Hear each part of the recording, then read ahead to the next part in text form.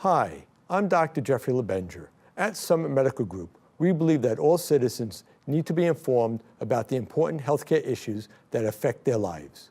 That's why we're very proud to support important programming produced by the Caucus Educational Corporation. Funding for this edition of One-on-One with Steve Adubato has been provided by Summit Medical Group, a physician-owned multi-specialty medical practice serving northern and central New Jersey in 70 locations. Valley National Bank, New Jersey Council of County Colleges, Georgian Court University, NJM Insurance Group, Delta Dental of New Jersey. Everyone deserves a healthy smile. And by NJ Best, New Jersey's 529 College Savings Plan. Turn a dream into a degree. This is One-on-One. I'm an equal American just like you are. The jobs of tomorrow are not the jobs of yesterday. Look at this. You got this? Here it is, man. Look at it. Life without dance is boring. I don't care how good you are or how good you think you are, there is always something to learn. Do you enjoy talking politics? No. People call me because they feel nobody's paying attention. Our culture, I don't think, has ever been tested the way it's being tested right now. Such a good question. High five.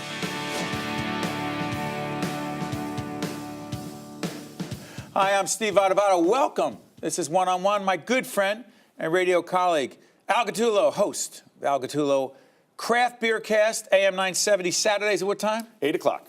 What's your thing in beer? Ever since I know you, not only are you a great newsman on the Piscopo in the morning show, right? That's right. From when to when is 6 that? to 10 a.m. Monday through Friday. What time do you get up for that? About 3 o'clock. No joke. No joke. You got to be ready. Always.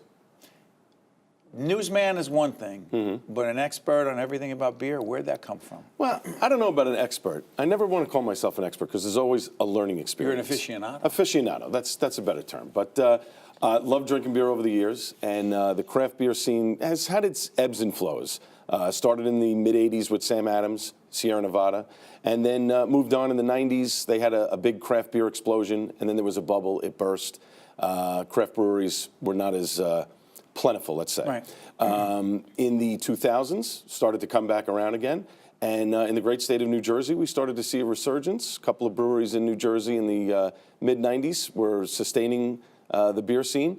But then all of a sudden, within the mid-2000s, started to explode, and you started to taste these different things. Anybody can drink a Budweiser or a Coors Light. But in the end, when you want to try something that's fresh, tasty, delicious, makes you want to have more than one, craft beer is the way to go. Hold on one second. Yeah. Guys, tell me if I could do this. Al just mentioned, excuse me, a couple of beers. I told him that I'm a light beer drinker because, every pound is a problem. So can I say H light? Can I say H light? Everyone knows H, you know what it is. And the other one, if I can't get that, it's the other one with an A. With an A. Light. Light, yeah. You made a face when I said that I to you. did. Compared to what you bring in, is my stuff boring? Yes, I'll tell you why. Because it's chemicals. It's not fresh. It's not straight from the farm right into your beer. That's the difference. It's a better taste, it's cleaner, it's refreshing, and you don't wake up with a hangover the next day. Whoa, give me the hangover part. I need to hear this. Well, listen, anything you drink in excess, obviously you're going to have no excess here, guys. Right. Moderation. But you want something that tastes good, that in the morning, you're not waking up with a headache. Craft beer does that. But what? Because of the ingredients that they put in it. It's not homogenized and processed and over again. This particular beer, for example. Which one? This one right here from Screamin' Hill Brewery, okay? It's called Wheat Did You Say? This is all New Jersey, 90% of the ingredients on the farm. Jersey? On the farm, right past Six Flags Great Adventure. Can't beat it. What was the other one, Georgette? What's one of them, Rahway? Oh, the one in Rahway, that is Wet Ticket Brewing. This guy has a great scene. He's 6 stops off of New Jersey Transit if you're coming in from the city. He's in the old Woolworth building in Rahway, revitalizing Rahway. Rahway had terrible times. This guy makes a great, delicious, fresh beer. There's food options that you can go and get something to eat and come back and sit in the brewery.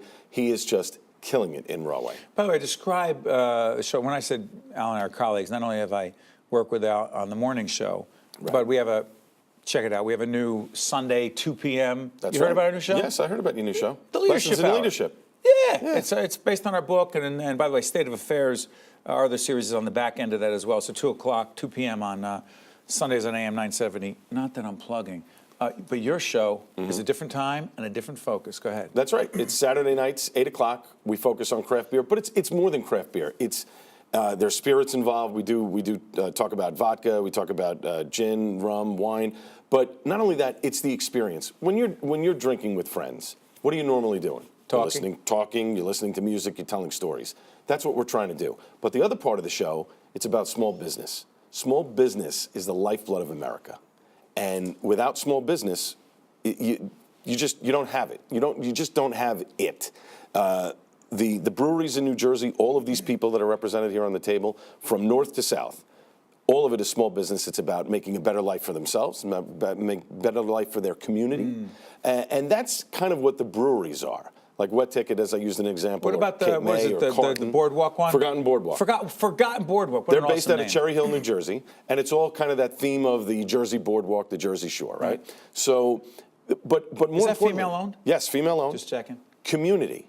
It's about getting people to come in, sit around. Hey, what's going on in the town? How's things going? It's kind of the old community hall, except it's a brewery now, and you're sitting around and you're having a beer or two, or you're trying the latest thing or whatever it is, and you're having a conversation. Did you ever think, out of all the years you've been a broadcaster in sports, news, you're one of the best in the business. Did you ever think, and I know you are an aficionado, go back to that word. Right. Did you ever think you could actually build an entire broadcast around this theme? No. I honestly, I didn't. Did you come up with the idea and go to management and say, I have an idea? Yes. And the funny part about it was it our mutual friend Jerry? Our mutual friend Jerry, who said... Jerry Crowley runs the operation. Right. Go ahead. But the funny part was that it all started at the community pool at my house. Get out of here. There's a community pool in town. So I'm sitting there. It's a 90-degree day. I'm getting ready to go in the pool. There's a little problem. Somebody had an accident. Okay. A friend of mine was coming. He says, what are we going to do? I said, why don't you come back to my backyard? I got a couple of new beers. Let's try them. We go in, we have a couple of beers. I tweet a picture of the beer. This is the power of social media, too. I tweet a picture of the beer. The brewery, who I tweeted out to, 2 minutes later, they start following me, send me a direct message, say, we love that we're getting some East Coast representation. What's your address? We'd love to send you some stuff. I send them my address. A couple days later, I got a box of beer, T-shirts, all kinds of stuff in the house. My friend, same neighbor, says to me, you should do a beer show about it. I completely ignore him. A couple months later, I'm doing some YouTube videos, kind of just talking about the beers that I'm tasting or whatever. Okay. One of our sales guys at work loves it, sees it, goes to Jerry, says, let's do it. We're at our Christmas party. Jerry comes up to me and he says... Jerry's general manager. Jerry's our boss. So he comes up to me and he says, Al, I love the idea. Let's get it done. I said, Jerry, it's our Christmas party. Tell me on Monday that you like the idea and I'll do it. He came in on Monday. He says, as long as you can sell it, you can do it. 2 months later, we were on the air. It's just interesting. You got to do the sponsor thing. You got to bring in the money. To make... That's right. So you've learned to talk about business. You've learned to be a really good business person. I try. Look, I try to be as honest as I can and as forthright as I can with people. I'm going to sell your product, whatever that product is. One of our first sponsors was a guy called Nuts for Drinks. It was nuts specifically tailored towards craft beer. He had 4 different flavors of nuts, and you could pair them with an IPA or a lager or whatever. Hey, dude, real quick, IPA is? India Pale Ale, which is one of the most popular styles. What's the difference between that and, what did you say, stout? Stout. Stout is a stout is usually a stronger beer, chocolate, coffee flavors. That's more of a nightcap kind of beer, dessert beer after dinner. IPA is a very popular style, very bitter, great with spicy foods, but a high alcohol content too. One of the greatest things about you, other than the fact that you are good at what you do and wish you nothing but the best for the show. By the way, Saturdays at 8 p.m., AM 970 The Answer. You were very public about a process that you've gone through in your life to get healthier. Yes. After a real health scare. Yeah. And dealing with cancer. You had, I can't say it because it's the PBS, you had an amazing slogan, blank cancer. Yes, which I got tattooed on my arm, but we won't tell people that. Don't show the tattoo. No, we're not. Okay. Your positive attitude about life, appreciating life, your health, and everyone around you, where'd it come from? You know, it came from my mom, to be honest with you. My mom and dad got divorced when I was 13. She had a little bit of a tough go of it and ended up having to go back to work at 54, had to go back into the workforce and, start working again in New York City. And always remember, no matter what, she got up, went to work, did her job. My dad, the same thing, got up, went to work, did his job. I always felt like, listen, when you're told that you have cancer, it's scary. It's a scary thing. And I had my little emotional moment. told my son what was going on. My wife knew about it already. She's a nurse. She knew before me. I found out through, through her. And I said, you know what?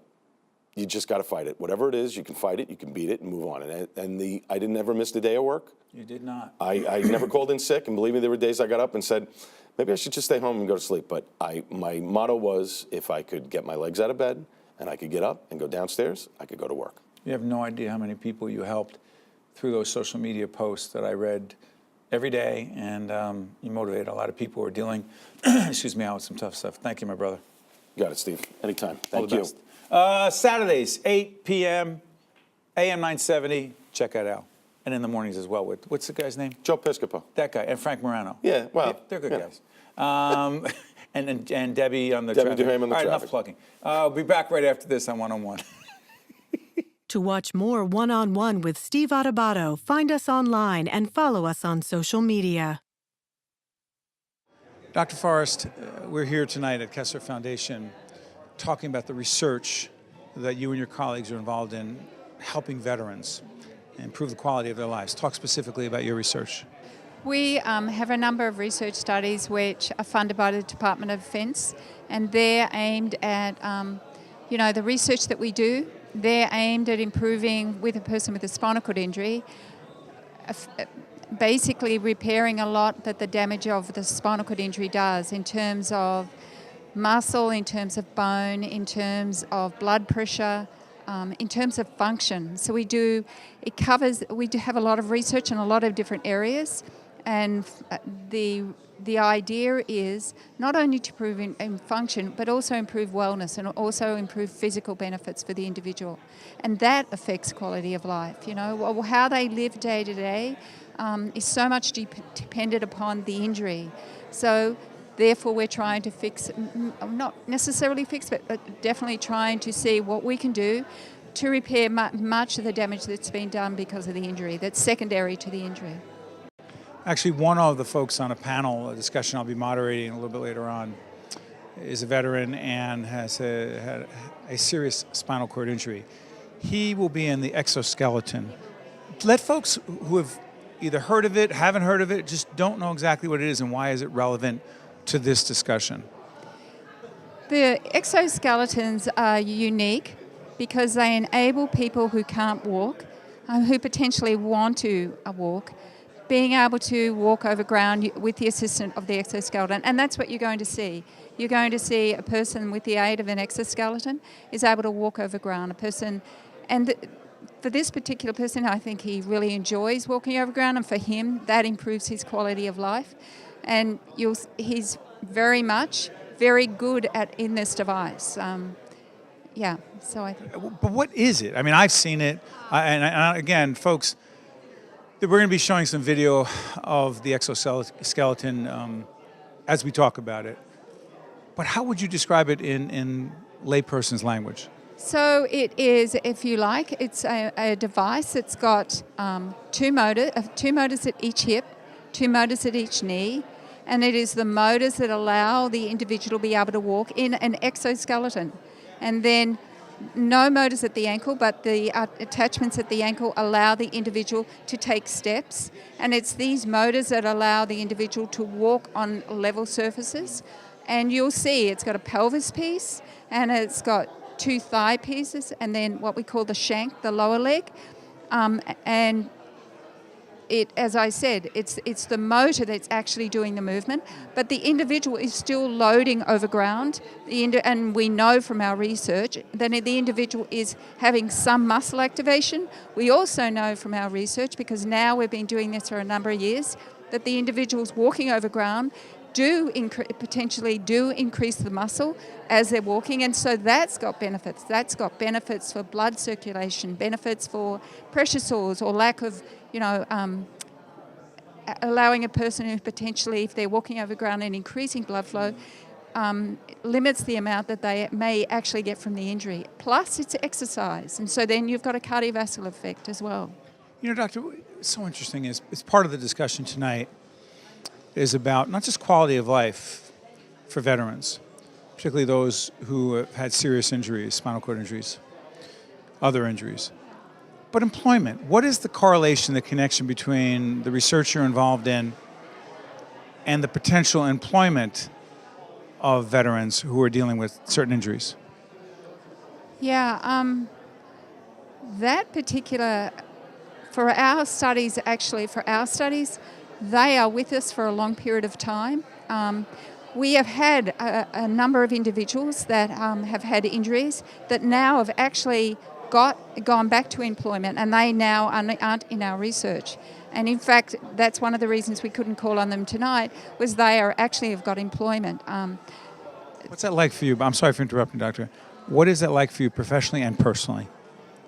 So I think that's a really good question. I think what is really rewarding, what we are doing is science, but there is also the human element, and the human element is that the individuals train with us 3 times a week, maybe up to 6 months of the year. Working hard. Working very hard.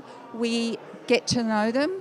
We see potentially how they really enjoy being in the devices.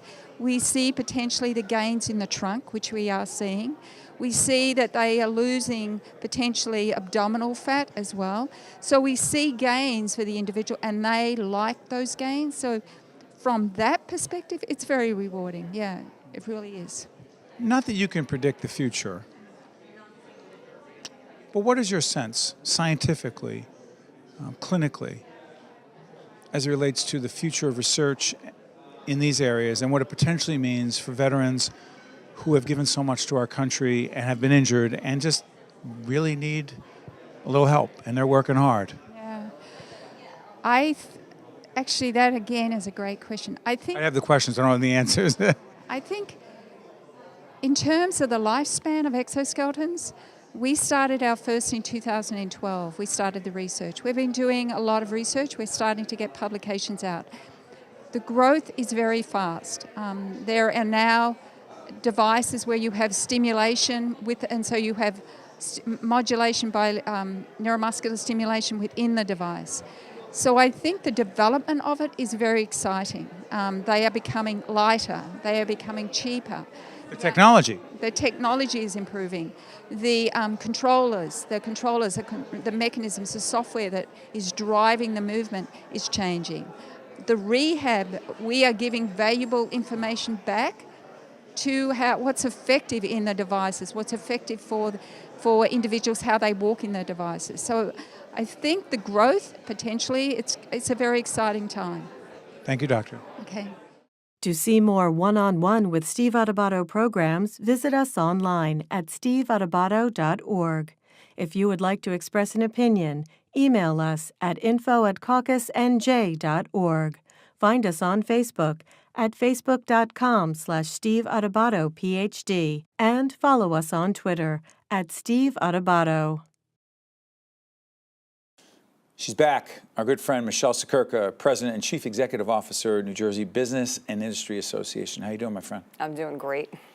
Every time you're with us, we talk about one aspect or another of business life in New Jersey, but in this particular discussion, I want to focus on a summit that took place. It was a workforce summit? Yes. When was it? Well, actually, the summit was last year.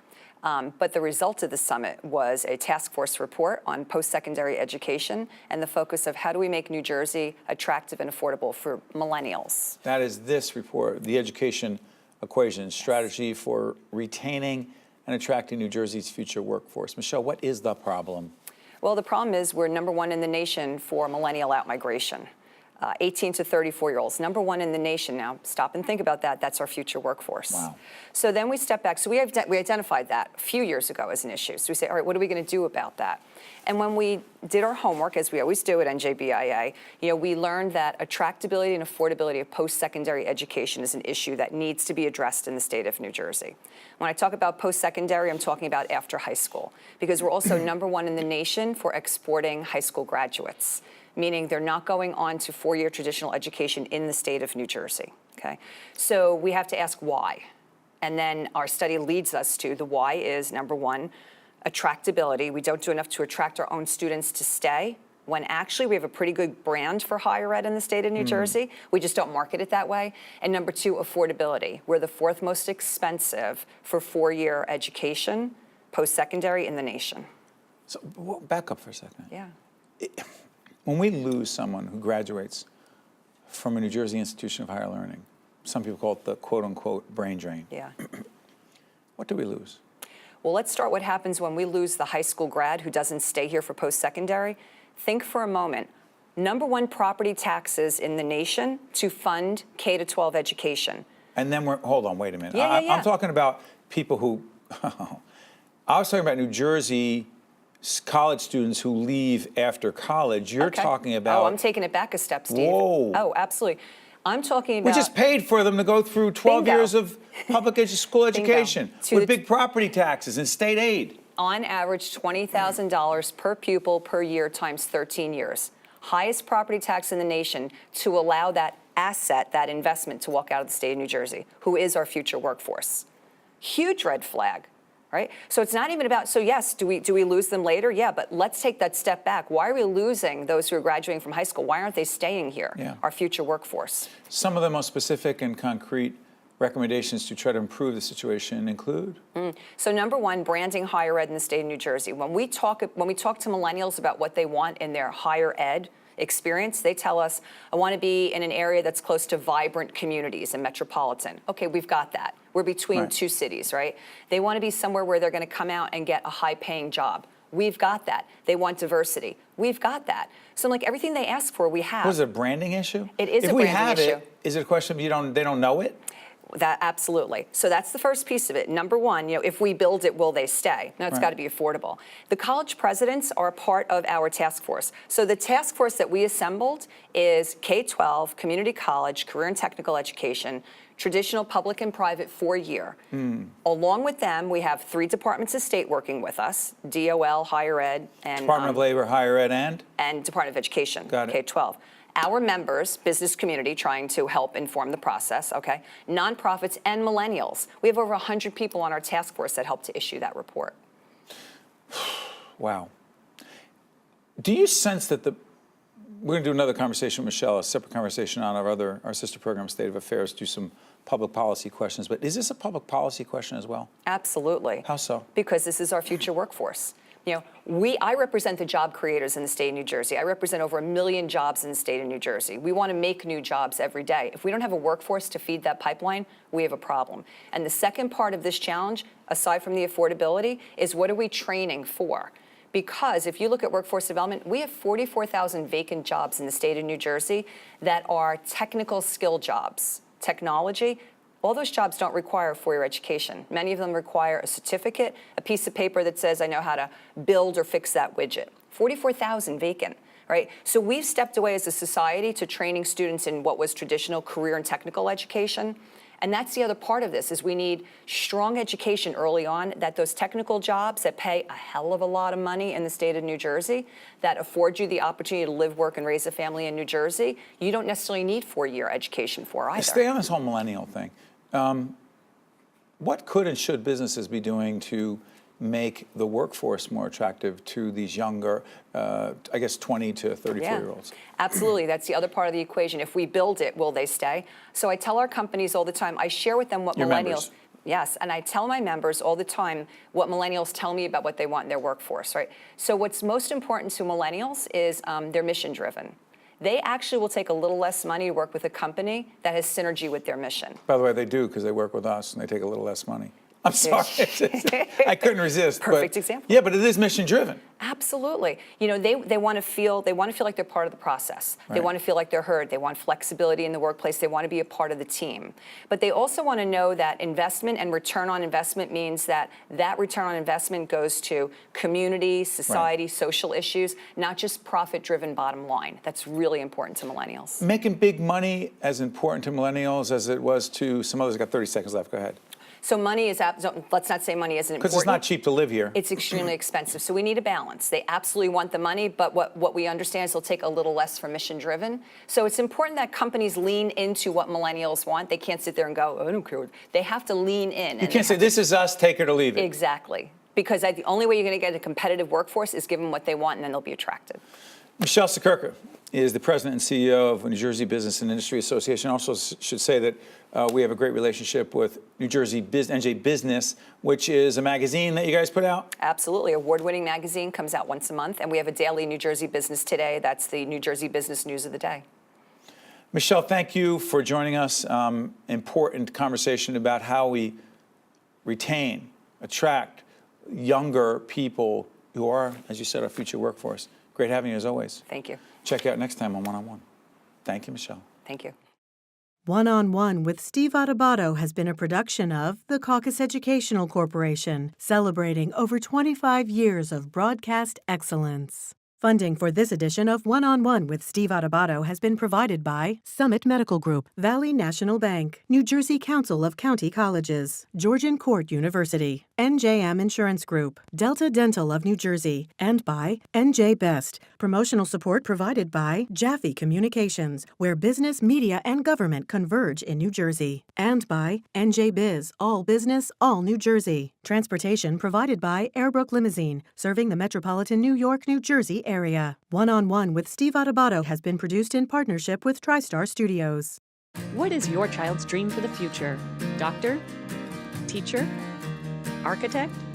Whatever they aspire to be, a college education may realize those dreams. And NJ Best can help.